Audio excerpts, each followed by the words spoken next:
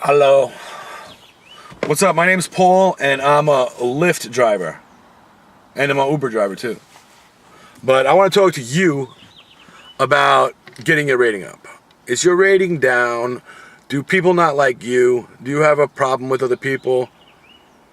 Well, no. It's not me. It's not me. It was them. It was them. They're an a-hole, or they're a bad word. Lyft and Uber, being rated by everybody you meet a 5-star is a pretty tough experience. And, just imagine you worked at McDonald's and every single time somebody ordered a Big Mac or a cheeseburger, they would 5-star you or 1-star you. That'd be a different type of McDonald's. That'd be a whole different type of world. So being an Uber or Lyft driver, you have just opened up a new can of worms. Totally new. This is totally crazy. I'm going to be rated by everybody. Now, I've done like over 1,000 of these, I think over 1,300 of these. I'm used to being rated, okay? But it took me a long time. It took me at least 6 months to feel like that was normal. I felt like it was an invasion of my own self-worth. I felt like I couldn't handle it. So if you're out there and you feel like you can't handle it, I totally feel you.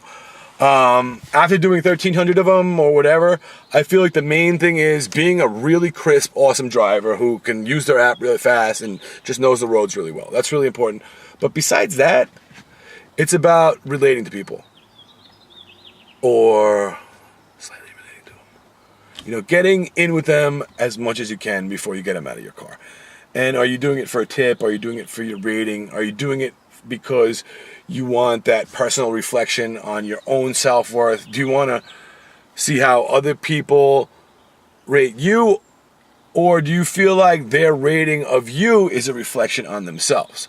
Well, that's kind of how I feel. I feel like if they rate me poorly, then they're just rating themselves poorly. And that's how cocky I've become. My rating right now is only a 4.85. But I feel like if I drove 9 people around, that with Lyft at least, that I know if one of them rated me below 5 stars, that I would know which one it was. And one way to figure it out would be to look at who didn't tip you. The person who tipped you didn't rate you low. That's just impossible. So it was somebody that you didn't relate too well with, I would think. So, I usually try to think of the person I was the quietest with, who I really didn't say anything to. Maybe they were a couple and they were talking, or for some reason I just wasn't in that mood to talk. I didn't see my opening. That's probably the one who gave me the low rating. But then again, I could be wrong. And this is just a reflection on my own personal inner being. Another way you can do it is to not really pay attention to it. Just be cool, continuously be cool. 5-star everybody who's in your car and not really get into it. Because it's going to fluctuate. And it's a waste of time to see that your rating. Mine went up from 4.88 down to 4.85. It's a waste of time because I already know that I can do another 5 rides really well. And another 10 rides really well and get it back up. So another thing is to just not pay attention to it and just relax with it. Not really let it get to you. But with Lyft, the rating system is a lot stricter, or a lot more. It varies more because they only average it out of 100. They'll pass 100 rides, while Uber averages it out of 500 rides. So if you've done 500 rides with Uber, you're kind of safe. Each ride is only a fifth as weighted as it is with Lyft. With Lyft, each ride has 5 times more weight, if you want to look at it that way. So Uber and Lyft differ in that respect. But I personally feel like dealing with drunk people really helps me maintain a good rating. It's so easy to deal with drunk people. They like the loud music.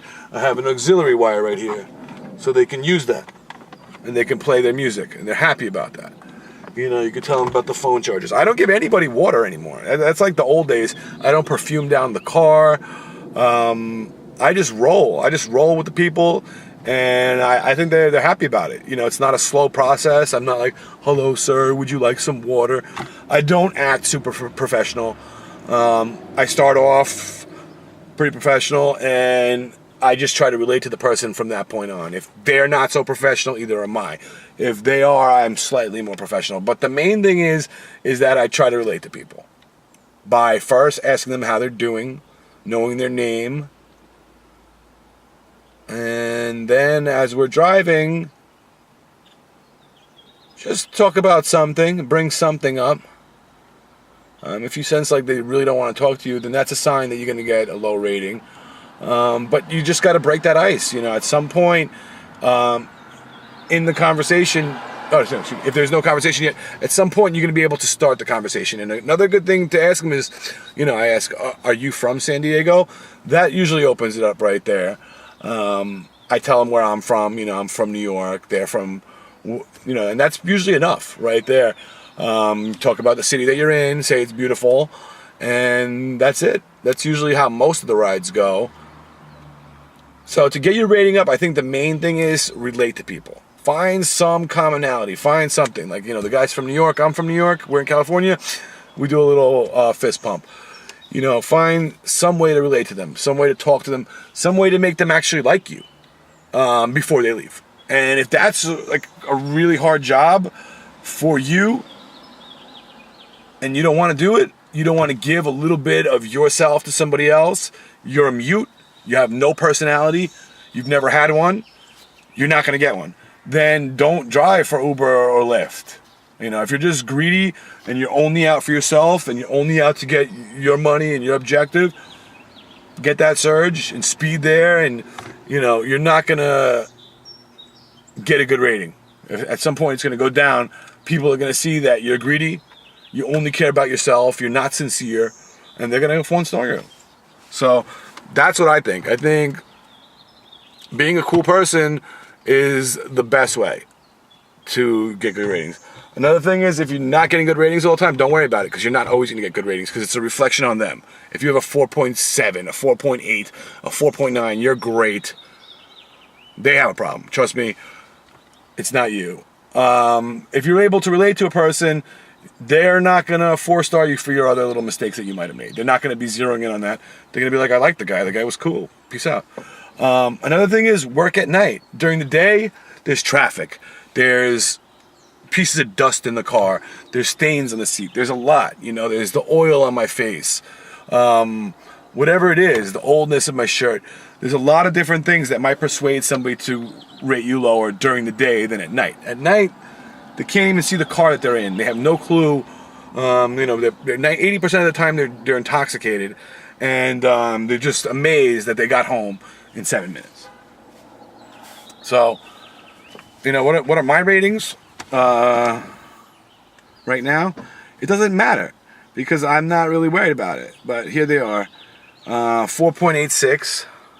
Okay, it says I did that many rides.